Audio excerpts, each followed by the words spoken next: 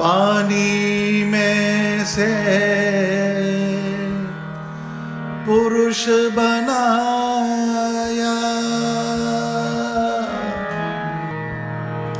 पानी में से पुरुष बनाया, मलमूत्र की क्यारी मिल्या राम ने सर्या काम, मिल्या राम ने सर्या काम, अब न रही को से यारी, अब न रही को से यारी, मैं हूँ आदि अनादि, मैं हूँ आदि अनादि, आतो सर्वे उपाधि,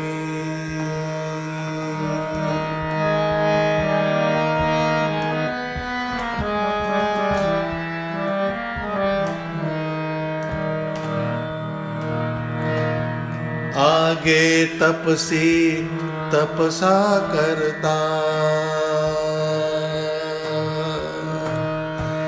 आगे तपसी तपसा करता, रह गई किंचित कामा, रह गई किंचित कामा, ते कारण अनर्तन धरियो, ते कारण अनर्तन धरियो, सो जानत है रामा,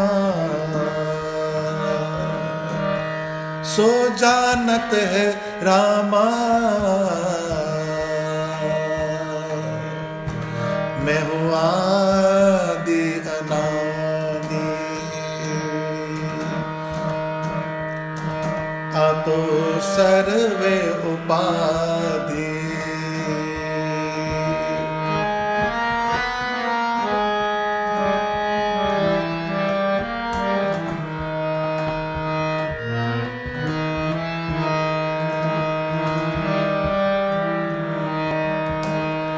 जे कारण आ नरतन धरियो,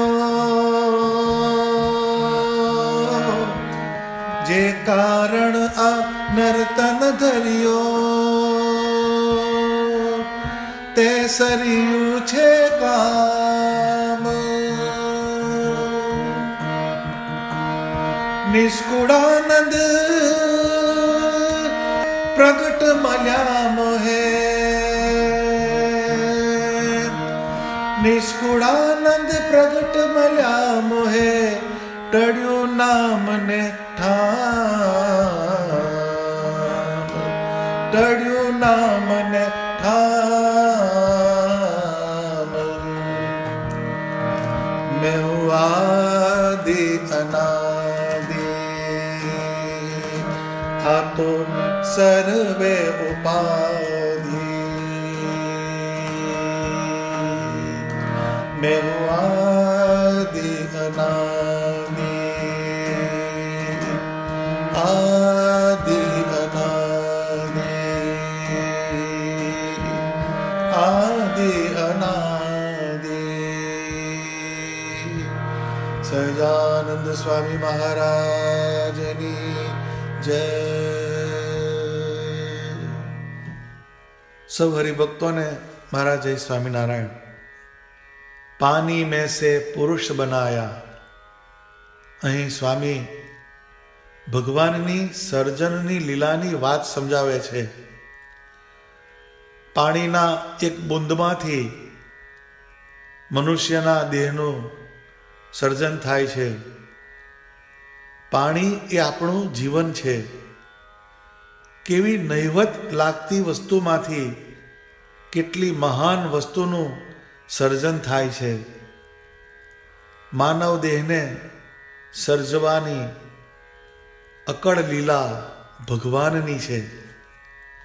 એક પાણીના બુંદમાં ભગવાન શું પ્રક્રિયા કરે છે કે એમાંથી મનુષ્યના દેહનો ઘાટ ઘડાય છે. અને લાખો માણસો જુઓ પણ એમાં એકેય આકાર એકબીજાને મળતો ના આવે. માટે આપણા દેહના સર્જક ભગવાન છે. જેમ કોઈને ત્યાં દીકરાનો જન્મ થાય તો એને જન્મ આપનાર મા બાપ એ દીકરાના મા બાપ છે એવો દાવો કરે છે. પરંતુ વાસ્તવિકતા જુઓ તો એ એમનું સર્જન નથી, એ પરમાત્માનું સર્જન છે. એ તો નિમિત્ત માત્ર છે. પરંતુ આપણે જોઈએ તો સંસારના પ્રત્યેક સર્જનમાં માણસ એનો હક જતાવીને બેસી જાય છે. વસ્તુતઃ એ સર્જન ભગવાનનું છે, પરંતુ આપણે એના ઉપર હક કરી દીધો. એટલે જ્યાં જ્યાં આપણે હક જતાવ્યો ત્યાંથી દુઃખ આવવાનું શરૂ થાય છે. આ એક સંસારની વાસ્તવિકતા છે.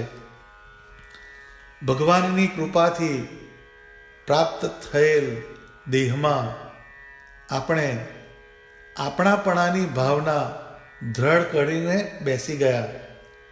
એ દ્રઢ થઈ ગઈ માટે એમાં જ આપણને આસક્તિ થઈ જાય છે અને એ દેહના સર્જનહાર ભગવાન છે એ ભૂલાઈ જવાય છે.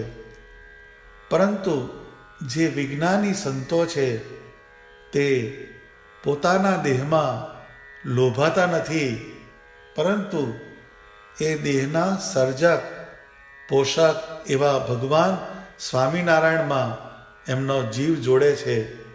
કારણ જે દેહમાં આપણને આસક્તિ થાય છે એની વાસ્તવિકતા સ્વામી લખે છે કે પાણી મેં સે પુરુષ બનાયા મલમૂત્ર કી ક્યારી. સ્વામી ભક્ત ચિંતામણી ગ્રંથના પ્રકરણ 109માં આપણા દેહની જે અસલ વાસ્તવિકતા શું છે એને બતાવતા કહે છે કે મજ્જા મેદ ને માંસ રુધિર મળમૂતરે ભર્યું શરીર, હાડપિંજર મઢ્યું છે ચરમે, માહી ભર્યો છે આતર કરમે, ભર્યું રુધિર તે રગે રગે, વહે નરકતે નવ માર્ગે, એવું પેખિયું પોતાનું પીઠ, ચોખ્ખું જાણ્યું ચમારનો કુંડ, એના સંબંધી જે જગમાય તે સાથે કેમ સ્નેહ થાય, તે સાથે કેમ સ્નેહ થાય. સ્વામી કહે છે કે આ શરીર જે આપણે જોઈએ તો એમાં મજ્જા છે, મેદ ભરેલો છે, માંસ ભરેલું છે, લોહી ભરેલું છે, અંદર શરીરમાં મળ છે, મૂત્ર છે, એનાથી આ શરીર ભરાયેલું છે. અને જે હાડપિંજર જે છે એને ચામડાથી મઢેલું છે. હાડપિંજર મઢ્યું છે ચરમે, એટલે ચામડેથી હાડપિંજરને મઢેલું છે. માહી ભર્યો છે આતર કર્મ, એટલે અંદર આંતરડા છે, કૃમિ ફરતા હોય છે. એટલે આવી રીતના અંદર શરીરની જો રચના જોઈએ તો એમાં રગે રગમાં શુદ્ધ અશુદ્ધ એવું લોહી વહે છે. અને વહે નરક તે નવ માર્ગે, એ નવ માર્ગ કીધા, એ નવ માર્ગ શરીરના એમાંથી નરક વહે છે. નરક એટલે કચરો જે છે એમાંથી બહાર નીકળે છે. તો એ નવ દ્વાર કયા? તો આંખો, કાન, નાક, મોઢું, શિશ્ન, કુદા, ત્વચા, નખ અને કેશ. તો આ બધા જે આપણા અવયવો છે એ આપણા શરીરના 9 દ્વાર કહેવાય છે. એમાંથી માત્ર ને માત્ર શરીરનો જે કચરો હોય છે એ બહાર નીકળે છે. આંખમાં પિયા હોય છે, કાનમાં મેલ હોય છે, નાકમાંથી શેડા નીકળે છે, મોઢામાંથી કફ નીકળે છે, લાળ ઝરે છે, શિશ્નમાંથી મૂત્ર નીકળે છે, ગુદામાંથી મળ નીકળે છે, ત્વચામાંથી પરસેવો નીકળે છે, નખમાંથી મેલ નીકળે છે, અને વાળ જે છે એમાંથી ખોળો તથા બીજી બધી વસ્તુઓ જે ખરાબ દુર્ગંધ મારતી હોય એવા પદાર્થો શરીરમાંથી નીકળે છે. તો આખા આપણા શરીરનું વિશ્લેષણ આપ્યું છે.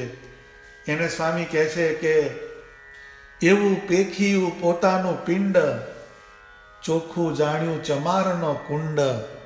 એટલે જેવું પોતાનું પિંડ એટલે શરીર, એ શું કહે છે કે ચોખ્ખું જાણ્યું ચમારનો કુંડ એટલે ચામડાનો કોથળો, એને ચામડાના કોથળા સાથે સળગાવ્યું. જેમ કોઈ કોથળો હોય ચામડાનો, એની અંદર આ બધી વસ્તુ આપણા શરીરની જે છે એને બહાર કાઢીને મૂકે તો આપણને અંદરથી અરેરાટી થઈ જશે.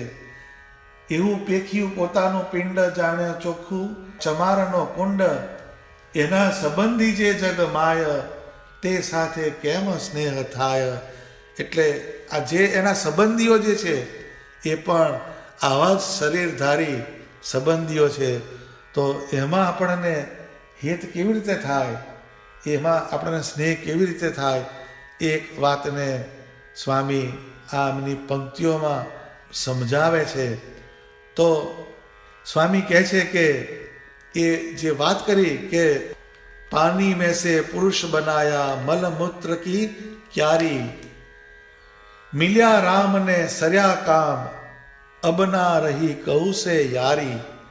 એટલે ભગવાન આપણને મળ્યા. આખું જો શરીરનું વર્ણન જો વાંચીએ તો આવું દુઃખદાયક જુગુપ્સા થાય એવું આપણું શરીર છે. એનું સાચું સ્વરૂપ ભગવાન સ્વામિનારાયણ અને એમના સંતોએ ઓળખાવ્યું. અને એની સામે સદા સુખદાયક એવો આપણો આત્મા છે.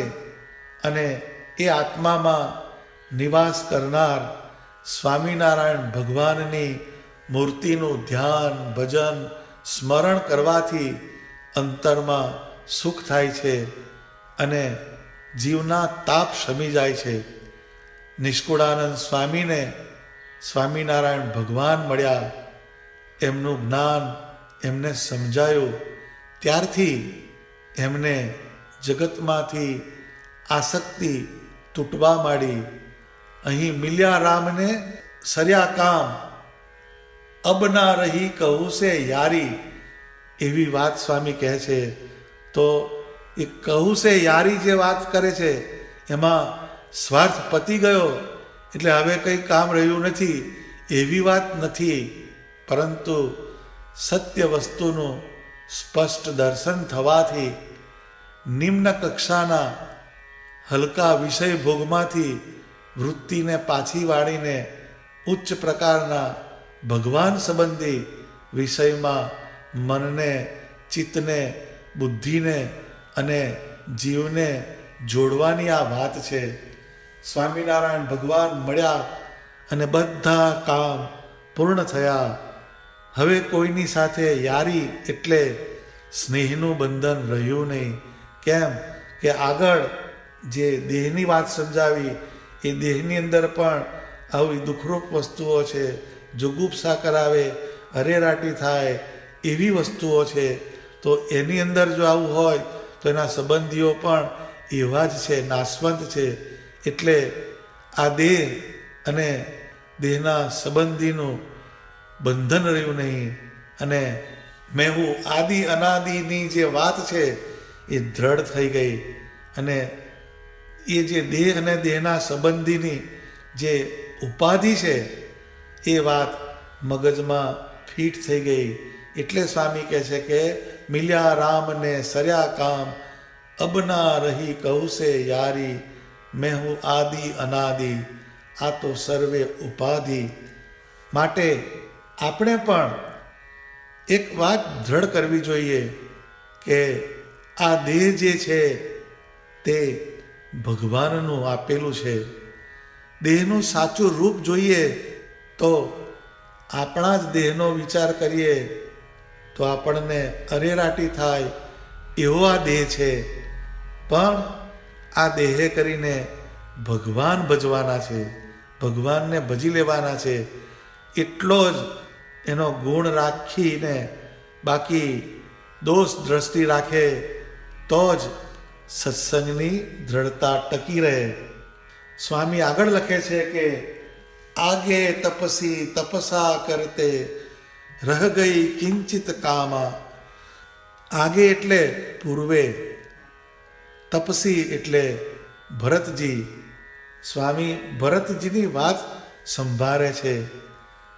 તો શ્રીજી મહારાજે આ વિષય પર એક આખું વચનામૃત કહેલું છે.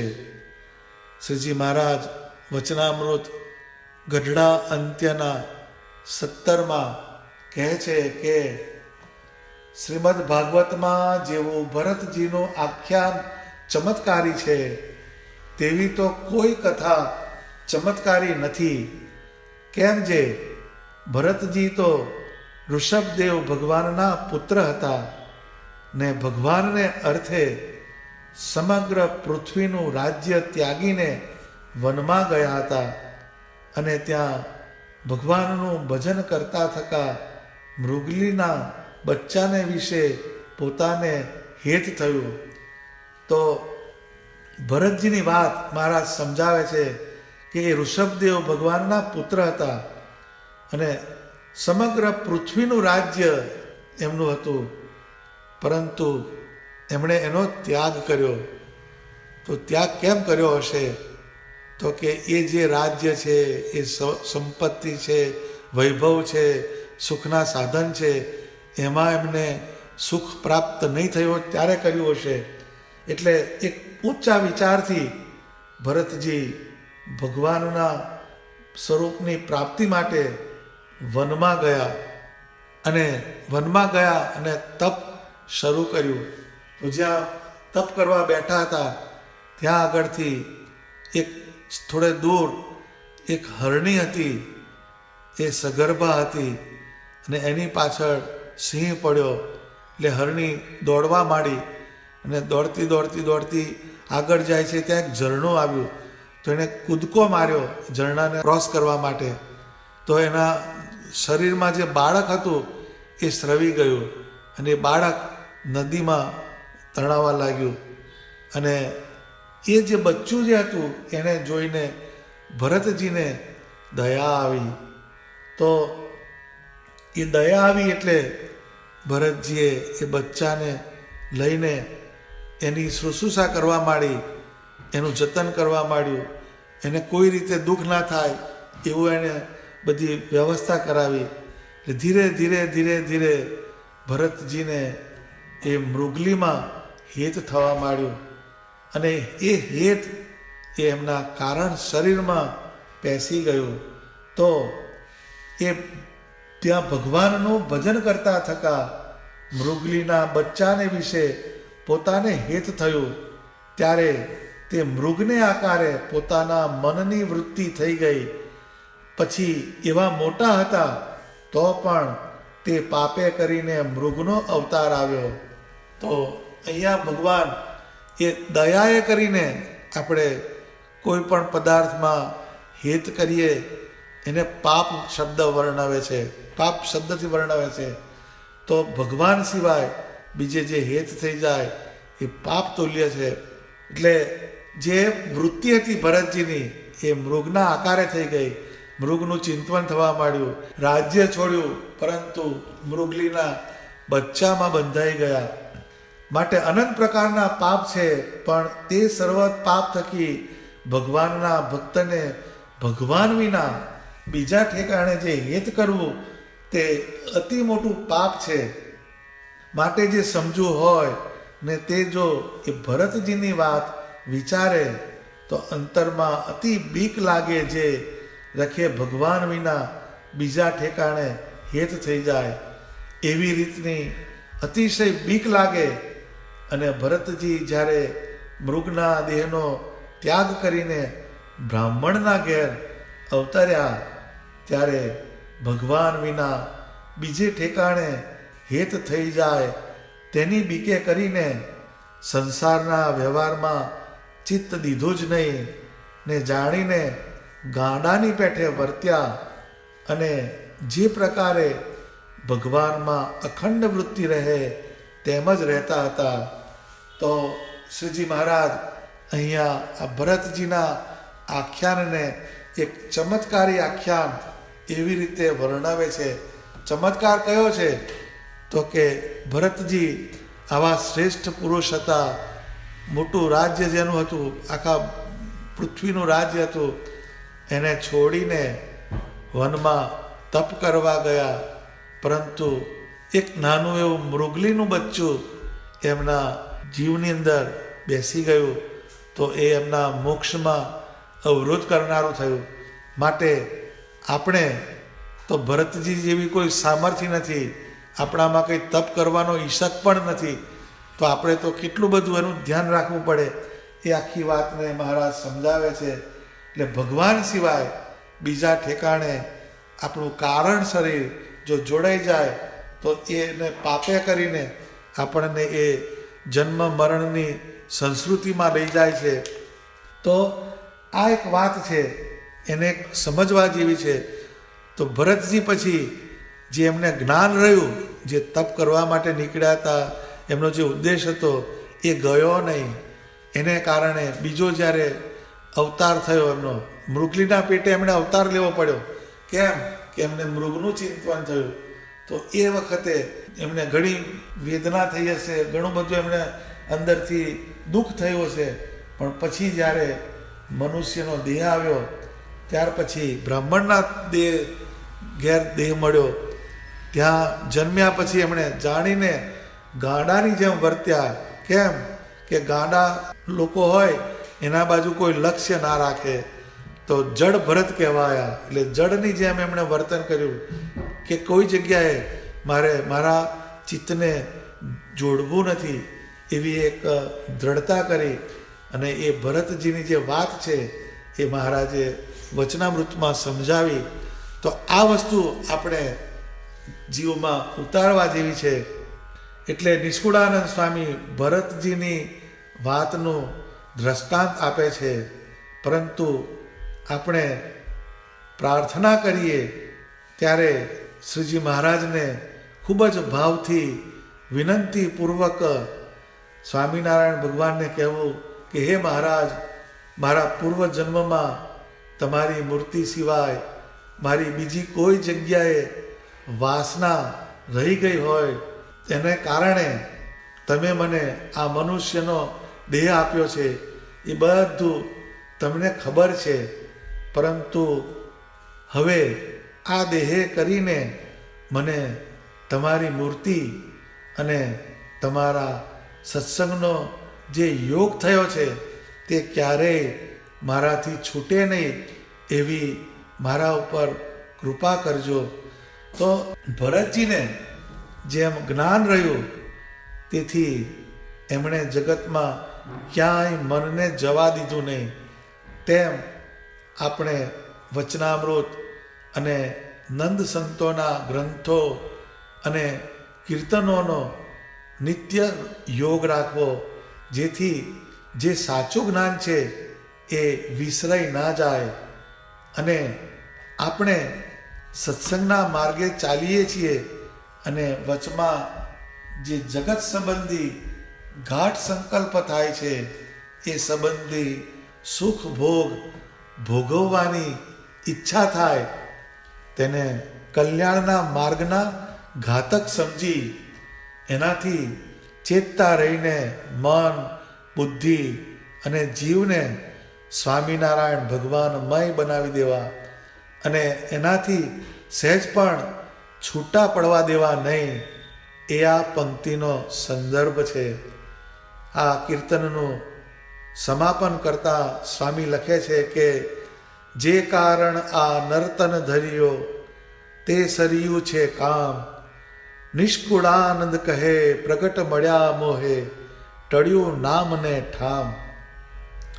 સ્વામિનારાયણ ભગવાન અને મારા વચ્ચે કોઈ અંતરાલ રહી ગયો હતો, મારી વાસના ક્યાંક ક્યાંક રહી ગઈ હશે, તે વાસના નિર્મૂળ કરી સ્વામિનારાયણ ભગવાન અને મારા આત્મા વચ્ચેનું જે અંતર છે તેને નિર્મૂળ કરવા માટે મારો આ જન્મ છે. આવી કંઈક વાતની દ્રઢતા આપણને થવી જોઈએ.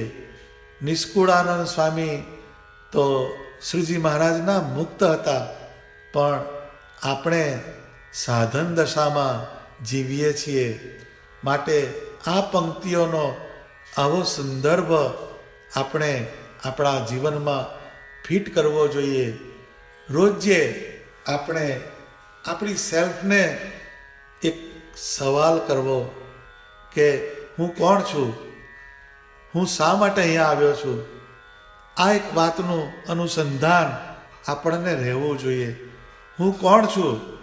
તો કે હું આદિ અનાદિ. અને હું શા માટે અહીંયા આવ્યો છું?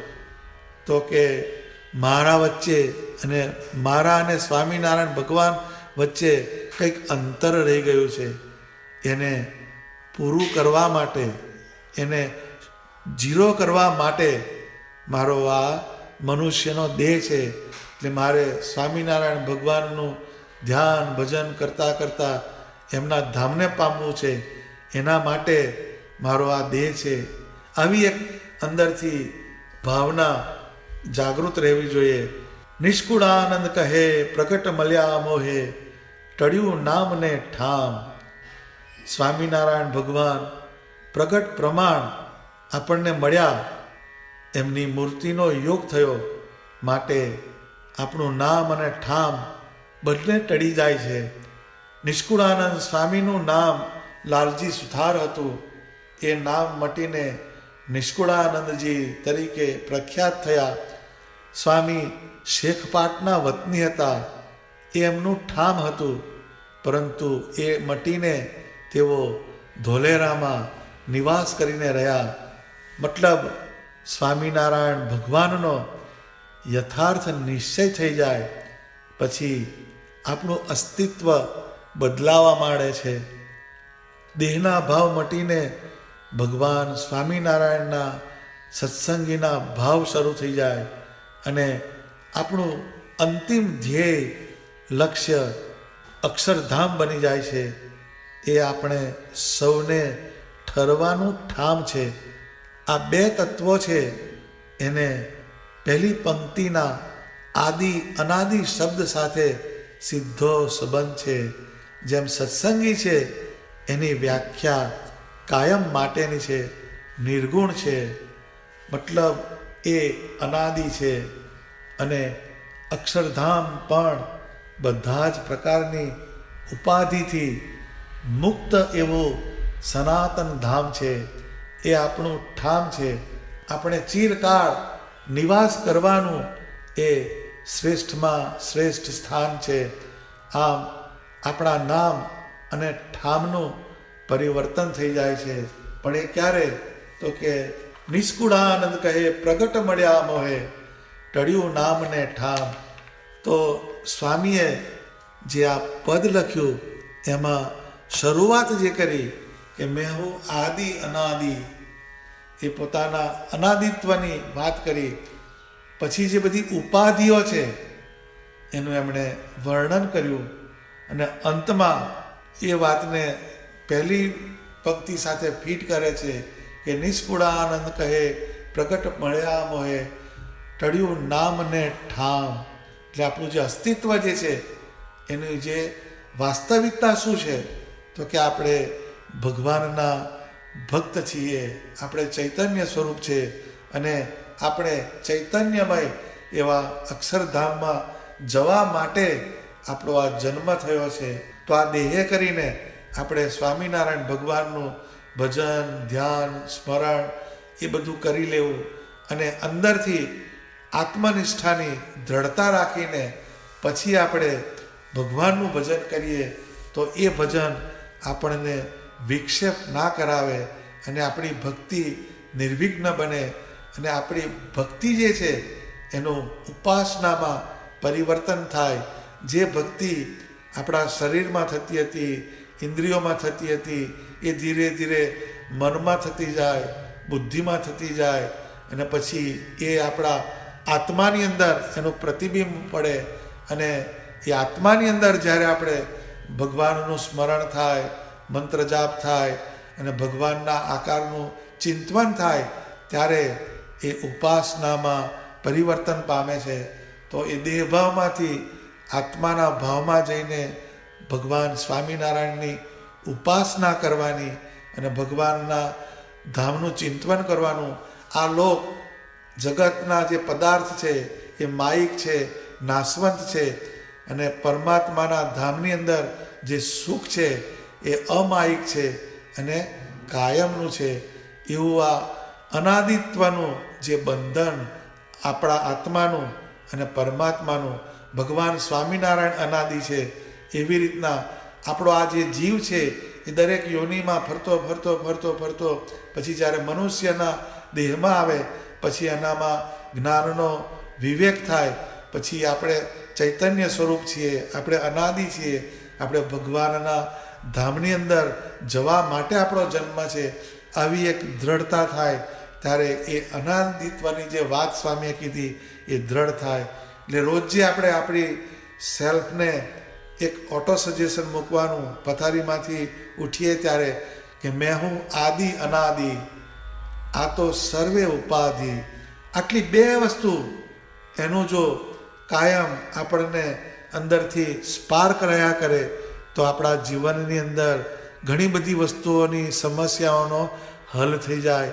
એવું આ પદ જે સ્વામીનું લખેલું છે, પરંતુ એની પહેલી જ પંક્તિમાં જાદુ છે. મેં હું આદિ અનાદિ, આ તો સર્વે ઉપાધિ. આટલી વાતને જો આપણે સમજી લઈએ તો બધા શાસ્ત્રોનો સાર એની અંદર આવી જાય. એવું અલૌકિક આ પદ છે જેનું અનુસંધાન સૌએ નિત્ય રાખવા જેવું આ પદ છે. સહજાનંદ સ્વામી મહારાજની જય.